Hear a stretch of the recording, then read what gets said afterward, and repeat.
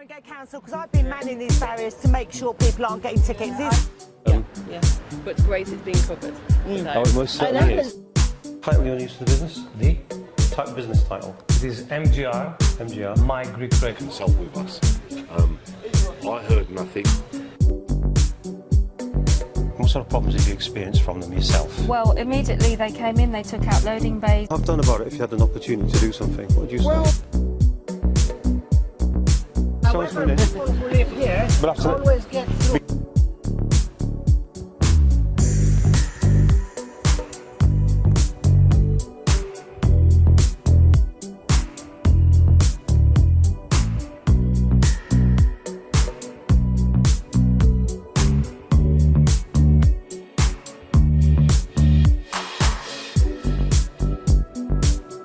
How on earth do funeral directors manage? I suppose. I mean, how are they going to get by to get to Which people's... is exactly what's happening down here. There's Right. a funeral director who's extremely upset because it has, caused his business some difficulty. Because obviously funerals word of mouth is not something you go in and do shopping for. Where other people have said we had problems getting there, we had problems parking, there was loss of dignity because they're having to take the bodies in from much further. They've lost parking space behind there now. They've actually got rid of loading areas and taken away paid parking. So, it really is impacting on the businesses behind here now. I mean, wow, so even in death, there's no dignity for people, thanks to these low-traffic neighbourhoods they're bringing in. Yeah. No, look, what is the purpose? I mean, I presume there must be some kind of principle you might agree with somewhere along the line, and certainly there's principles you don't agree with. But I know there's lack of consultation, which is why we headed down to see you today. But the question is, what are the positive aspects that they're trying to put across, and do you think they're true? Right, so they're saying it's to lower pollution, make people more healthy with active travel. There is an article... Well, I mean, that sounds good, doesn't it? But there's obviously a downside, Margaret. Yeah. What did you find? What's the downside? The downside is that the cycle lanes aren't being used. You rarely see cyclists on them. They're trying to join up LTNs so they can have a through route. It's not just cycle lanes they want to use the LTNs to pass through.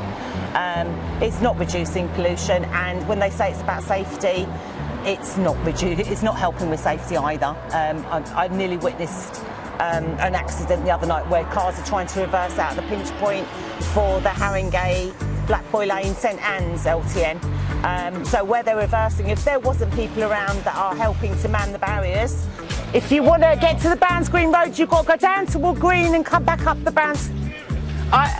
Complain to Haringey Council. They've ruined it round there. They have ruined it completely. Are you local? Well, I used to live along here. Thank God I don't anymore. I suppose and the other question has to be, if this is not necessarily about safety and it's not well thought out, what is it about? What do you think it's about? I believe cash cow cameras. Okay. So Haringey have got Enfield have now gained 4.5 million from the 3 cameras alone, and I believe Haringey thought, hold my beer, and decided they'd join in as well. There was some joined up thinking. The Enfield Boroughs LTN affected this area because they closed off Palmerston Road, which stopped people getting out to North Circular. It caused issues with certain side roads there, Truro, Clarence. So some of those residents started batting with other advocates saying, we want to close roads. And that's eventually what happens. It just displaces the traffic to other areas. Eventually, the need for their own LTN becomes, imminent. That's what I'm saying. I'm saying it's about the community, and I can't get my mum from here down to the train. When I was canvassing, she was either 80 or 90 years old, I can't remember the exact age, that all the neighbours are saying she hasn't been to the doctors in a year because she can't get a cab to come in and get her because they don't want to enter it, they're afraid of getting a ticket. And then that cab, she's got to pay God knows what, because it's got to go 1.7 miles around to take her to a doctor's that she could throw a stone at.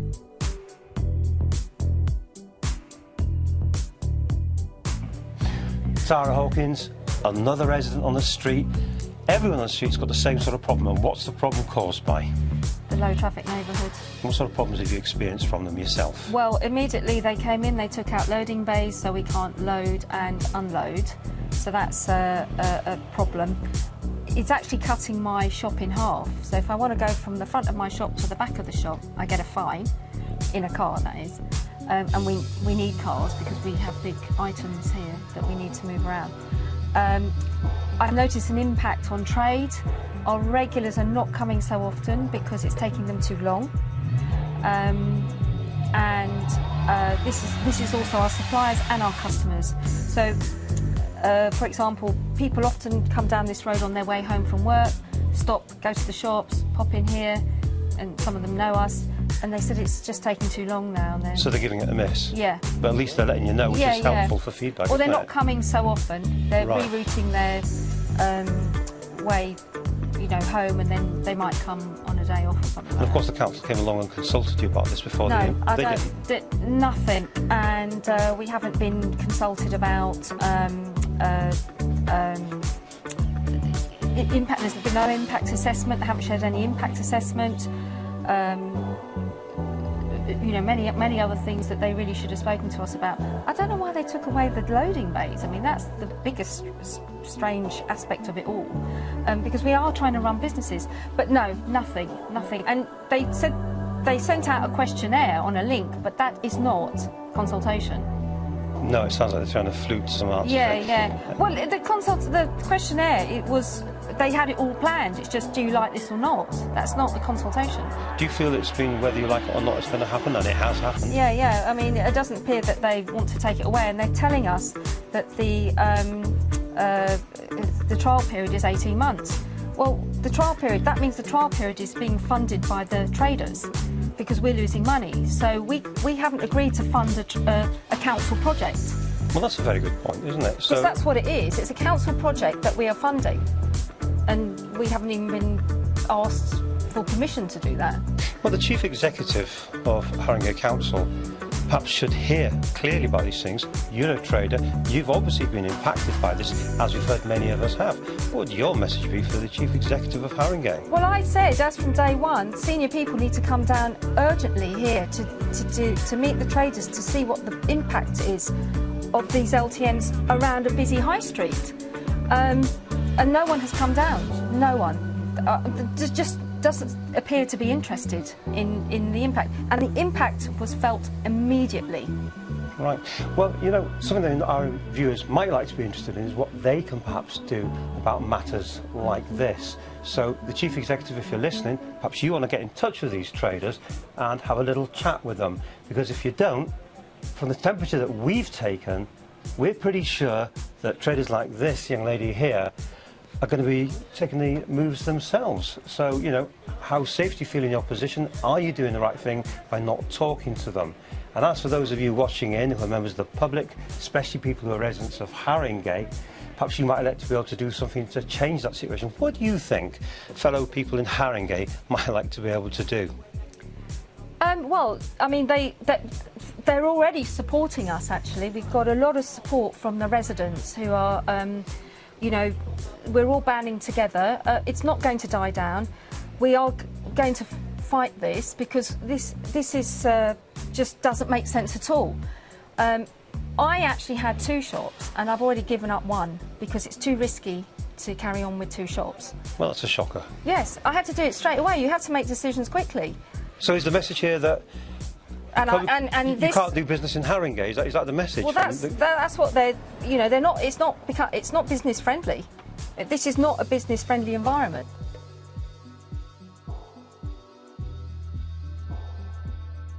Myddleton Radio and Panagiotis Lalis is, did I get that right?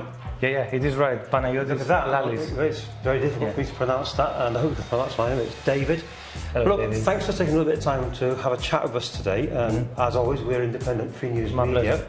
So we're independent, but what we're doing independently is looking at businesses that have been affected by various government decisions, and in particular, there's a local government decision that's endorsed by central government, and it's all around a scheme known as low traffic neighbourhoods. Now, can you tell me what is a low traffic neighbourhood to you? I can't answer the question, to be honest, the way you're asking me. But I know the problem in this area, what it happens in reality, in an everyday movement, people trying to get to the business, loaders with the trucks trying to deliver the products and they can't, people with the parking you usually have problems with the parking before, because everybody who's a guest, or you need to take permissions from the council, or they have to pay. Sometimes the customers getting angry because they have to pay. But from the other side, you need to think both the government, both the fees, and how easy it is to access where you want to go. Especially with us, as a My Greek Radio, the problem is that a lot of clients like artists, producers, MPs, important people from the government need to come to do an interview, and they have to do it very, very fast. They just come in with an escort with them. Sometimes they have security and stuff. They need to park outside of our premises, go in, have the interview, bye-bye. This now situation is going to cause them a problem, because even on the way out, when they want to leave, they have to follow the rules. Whoever puts these new rules, actually, you can't turn left, you can't turn right, you need to follow a specific route, and this is a problem for many, many people. Do you suspect there's some form of delicious irony going on for government officials that might be experiencing government decisions? I believe that they know the decision and what's going to happen, but probably from behind there's something bigger than what we believe that rules the government and the people. That's right, so decisions that perhaps be made... It's always somewhat bigger than us. Do we really understand the decisions at our level, I suppose, is the question. No. That's right. No. And what that tends to do, I think, that tends to confuse people when they don't really know why something's happening. I think there can be confusion, and confusion can lead to anger and upset, can't it? The two ways, actually the two things that you can hear when you walk on the road. One is, in the beginning they said that some homeowners on these behind streets, because they don't like the cars to come in and out, they just open a veto. So they said we need to create a footpath, how you call the roads when a walking street. Pedestrianisation. Yeah, pedestrian street with no trucks. And because they are homeowners, this is when they start sending the leaflets what's going to happen. Everybody believes that the homeowners did it, but actually it's not. From the other side, you think we're going to have a better system on the traffic. The third thing is they believe that they want the bicycles to rule the world instead of the trucks, the cars. The fourth is they wanted to take off the diesel trucks and then go to the new system with a hybrid. They believe that we have to use the low emission law and stuff and buy the new trucks, the old trucks, scramble them. And remember that That's right. was happening before two almost years. So I sold my Audi to buy, a non-diesel car. I bought a petrol. I'm happy, but I wasn't in a place to do it, because actually, after a while, everything changes again. Now it's the bicycles. They want bicycles everywhere. And let me know if there's an old man who's driving his car, which probably, actually he needs to stay home sometimes after 70 years old. I believe they shouldn't drive if they don't pass many, many tests. Well, Prince Philip's a famous example, isn't it? Yeah, it is. But I don't know what they want. The thing is that the people moaning, even Dimitri in English next to us, he has a problem, because the actual business he's doing, he needs to use the path behind and the front side, because he needs to do his job. What he's going to do if he cannot bring... I think that's important too, because demographically where he actually is, it's not something that you would easily move, especially because of the size of his business, particularly the nature of his business too. That must be very troublesome, I think, for people in difficult times. They come along and they don't want to worry about things like this. They've got a very serious problem on their hands that needs to be resolved.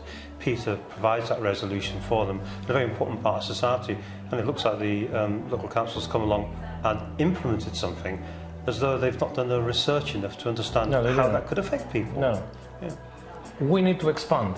So there's another shop next to us, and I found out today because the owner called me and said, do you need these premises too? And I want it. I want to expand the radio station. Okay, but everybody said, why you want to rent it? Because actually we have a problem with the street. Nobody wants to come to Myddleton Rd now. So I'm thinking twice, and I'm thinking the owner also, which he's losing his tenant now, and then he comes to me and says, do you want to rent it? And I want it. But I'm thinking 2 times and 3 times what's going to happen if actually the system stays like this, because many owners or tenants, they believe that it's going to change. But I believe from Islington, because I have friends, it's not going to change. It won't change. It won't change. But we've been working very hard in Islington for the last 2 years, and we've seen people scrambling to their feet to work out how to fight back with this system, because they've had no consultation whatsoever. And this has created a major issue for them, that there is none. And then when they do engage in anything at all, the council's one step ahead. Yeah, but do you think you're going to go against the council because they haven't done any consultation? And if you go to High Court because they haven't done a consultation, we can win. So basically what we're saying here is, yeah, you're right.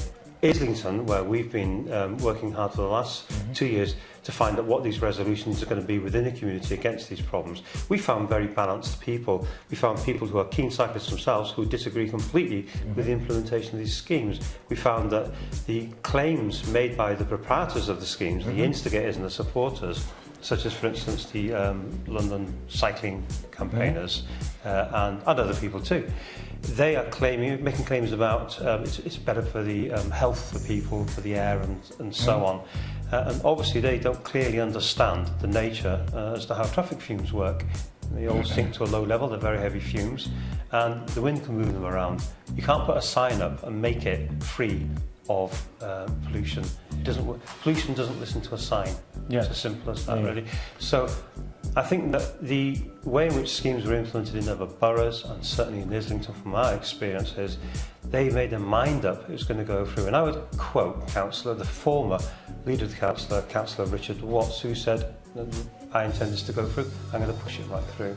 As it happens, he did actually jump ship and took a job with Sadiq Khan, funnily enough, and he no longer is the leader of the council. But he insisted, despite the fact they're saying there would be a consultation period after 18 months, it's still going to go through anyway. And that really is smacking people in the face. So I think that's where our problems come from, and where people need to find out where they'll get their resolutions from. It's not an idea. I have to say this. In my country, Greece, when the actual road has to be taken by the government to make a wider or a bigger road, or to do any changes after they do the consultation, if they want to do this, at least they need to think the business owners and do something for them. If they guarantee that it's going to stay like this, they need to do a compensation on the businesses that they're going to fall down, because we had the COVID, now we had the problems with the electricity, the bills are going up, and now we have this. We are going to lose actually customers. If you want to do this, do it, but do it properly. How you do it properly? You do compensate the business. That's one of the many things they can do if they want to do it properly. Because this is, in this premises, I'm 1 year. Okay, my lease is for 5 years. If I lose all the people that are coming in, what I'm going to do? I have to close down. Well, this is very It's serious. not me, it's many people Of course. new businesses. Well, we met another business owner on the corner. She'd had another previous premises. She had to let that one go because she has to actually work the logistics between the shop on this road and the one around the corner, and they're both LTNs. We're talking about the same person. This is the person they offered me the new premises. So again, one person's loss is possibly another person's gain, or is it? Not always. Not always. It's not fair. It's not fair. In terms of solutions yourself, what would you like to see as a solution as a business owner? For the street, you mean? For yourself, first of all, and then for the street. Me personally, I will tell you something very easy. If you know about technology, you can have a look on this. Down there's a rack unit. Down there below, on your right. You see that rack unit? Yeah. On the corner. Sorry, can see that. This unit, I was waiting 1 year to bring me a lease line, an internet lease line, guaranteed for me. I pay £650 plus VAT per month with a contract of 36 months. Okay. Right. This is our internet, which you needed for the radio station. Which you have to commit to. Yeah, I am committed with this. Of course. So now, if I don't have people to come in my premises, that means one of the things I have to pay for this radio station is this. If I want to go in another street, I have to wait another year because the whole area doesn't have a fiber optic like the way I want. 1 gigabit upload, 1 gigabit download. This is what I need for the radio and the rest of the stuff I'm doing. I was waiting 1 year and now everything is upside down because of the problem of the parking, the streets. You can't go left. They force you actually to go the way they want us to go. and this causes a problem. Even if I'm going to go home, which is 1 mile from here, I have to do the whole, you know. For me, it is okay, I can do it. But normally, in a normal day, you can't do. If I have to come 10 times from my house, from the other studio here and back, then I'm going to lose half of the day to do that. Now, that's just your business, exactly. Yeah. Now, there are several other businesses along this road and in other roads in Haringey that are also doubtlessly suffering problems where they've had to put in investments. There are new technologies coming out. You must keep up with new technologies, otherwise you become like the local library, you know. And these have to be implemented, but they're paid for as well by people like yourselves. So, do you think there's a reasonable case anywhere along the line here that perhaps people should get together and consider something in the way of a class action case? Because people are investing, they're business investors, and the very premise of the United Kingdom is it is the business operations unit of Great Britain. Yeah, that's what the UK is. Yes. So good thing surely they would understand that. Yeah, they don't. Actually, I believe they know, but they live like this. They're not. They're very smart, actually. I'm not going to say the opposite, but they know everything. Yes. And the things that you know very, very well, we can't say it on the camera, and things we cannot say. Of course. Like COVID. You can't talk about COVID. In the period of COVID, everything was coming ready. For the radio, for the TV, for everybody. I think our viewers know we're very brave on that subject. So I tell you honestly, you know, that's a subject we're more than happy to cover with people. It's fraught with difficulties. That again is another subject entirely. But that's the reason why, you know, we do what we do. We do think that society is getting fragmented, not by itself, but by the very governance of society. So hopefully there's going to be a way around this, and you're going to get some kind of solutions. We're going to be calling by a lot more over the next weeks and months to watch actually out what is going to happen. We're going to see how the local councils are acting, how local MPs. Do you believe the councils can stop that thing if they want?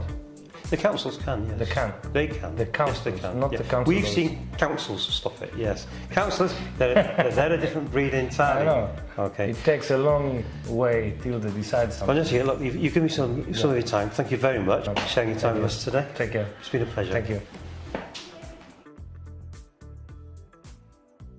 From what we've been hearing from local businesses here in Haringey, it seems like Haringey Council is closed to businesses.